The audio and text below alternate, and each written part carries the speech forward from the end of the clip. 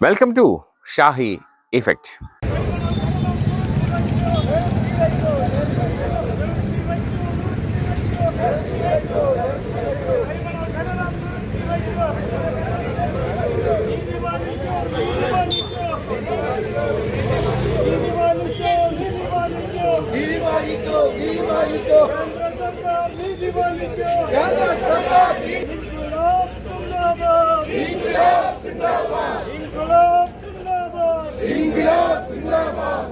Union Zindabad! Union Zindabad! İnkılap Zindabad! İnkılap Zindabad! İnkılap Zindabad! İnkılap Zindabad! Başkaları Union Zindabad! Başkaları Union Zindabad! Başkaları Union Zindabad! Başkaları Union Zindabad! Nidi Balikyo! Nidi Balikyo! Nidi Balikyo! Nidi Balikyo! Nidi Balikyo! Nidi Balikyo! Nidi Balikyo! Nidi Balikyo! Kendra Sarkar Nidi Balikyo! Kendra Sarkar Nidi Balikyo! Kendra Sarkar Nidi Balikyo! Kendra Sarkar Nidi Balikyo! İnkılap Zindabad! İnkılap Zindabad! İnkılap Zindabad! İnkılap Zindabad! Başkaları Union Zindabad! Başkaları Union Zindabad! Başkaları Union Zindabad! Başkaları Union Zindabad! İnkılap Zindabad! İnkılap Zindabad! İnkılap Zindabad! İnkılap Zindabad! Başkaları Union Zindabad! Başkaları Union Zindabad! Başkaları Union Zindabad! Başkaları Union Zindabad! İnkılap! İnkılap! İnkılap Zindabad! İnkılap! İnkılap!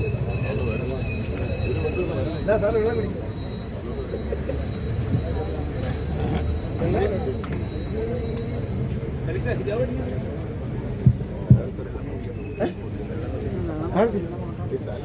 İnkılap Zindabad! İnkılap Zindabad! İnkılap Zindabad! Nidi Balikyo! Nidi Balikyo! കേന്ദ്ര സർക്കാർ നീതി പാലിക്കൂ. കേന്ദ്ര സർക്കാർ നീതി പാലിക്കൂ. കടൽ മണൽ ഖനനം നിർത്തിവെക്കൂ. കടൽ മണൽ ഖനനം നിർത്തിവെക്കൂ. മത്സ്യത്തൊഴിലാളികളെ രക്ഷിക്കൂ. മത്സ്യത്തൊഴിലാളികളെ രക്ഷിക്കൂ. ഇൻക്ലാബ് സിന്ദാബാദ്! ഇൻക്ലാബ് സിന്ദാബാദ്! ഇൻക്ലാബ് സിന്ദാബാദ്! ഇൻക്ലാബ് സിന്ദാബാദ്! CITU സിന്ദാബാദ്! CITU സിന്ദാബാദ്! മത്സ്യത്തൊഴിലാളി യൂണിയൻ സിന്ദാബാദ്! മത്സ്യത്തൊഴിലാളി യൂണിയൻ സിന്ദാബാദ്! പോലീസ് ഓഫീസ് ധർണ സിന്ദാബാദ്! സിന്ദാബാദ്! ഇത് മത്സ്യത്തൊഴിലാളികളെയും മറ്റ് കടലോര നിവാസികളെയും മറ്റു ജനങ്ങളെയും ക്രൂരമായി ആക്രമിക്കുന്നത് ഇപ്പൊ കണ്ടില്ലേ. ലോകത്തെ ഏറ്റവും ആധികാരികമായി വർത്തമാനങ്ങൾ പറയാനും ലോകത്തിലെ പരിഷ്കാരങ്ങളുടെയൊക്കെ ഉടയവന്മാരാണ് തങ്ങൾ പ്രഖ്യാപിക്കുകയും സാമ്രാജ്യത്വം. ഒരു കാട്ടുതീ പടർന്നു പിടിച്ചപ്പോ അതിനെ കൃത്യമായി അണയ്ക്കുവാനുള്ള കെൽപ്പില്ലാതെ ആയത് നിങ്ങൾ കാണുന്നില്ലേ. അപ്പൊ സർവ്വതും തങ്ങളുടെ കീഴിലാണ് എന്ന് ചിന്തിക്കുന്നവരൊക്കെ തന്നെ അശരണരായി അവശരായി വീഴുന്നത് നിങ്ങൾ കാണുന്നു.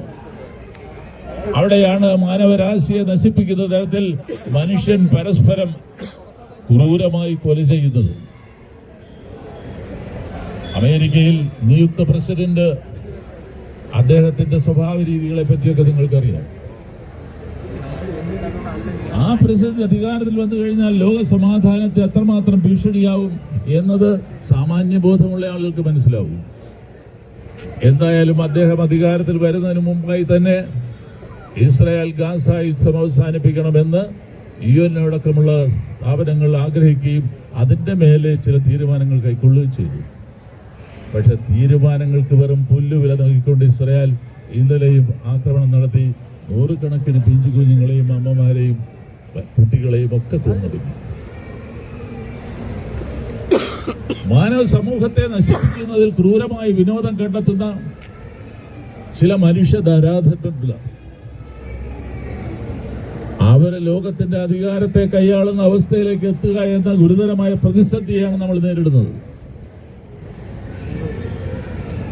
ഇന്ത്യയാകട്ടെ വ്യവസ്ഥാപിതമായ ഒരു ഭരണഘടനയ്ക്ക് അനുസൃതമായി ജീവിക്കേണ്ട ഒരു രാജ്യമാണ്. ഈ ഭരണഘടന നമുക്ക് പ്രദാനം ചെയ്യുന്ന ഒട്ടേറെ അവകാശങ്ങളുണ്ട്, അധികാരങ്ങളുണ്ട്.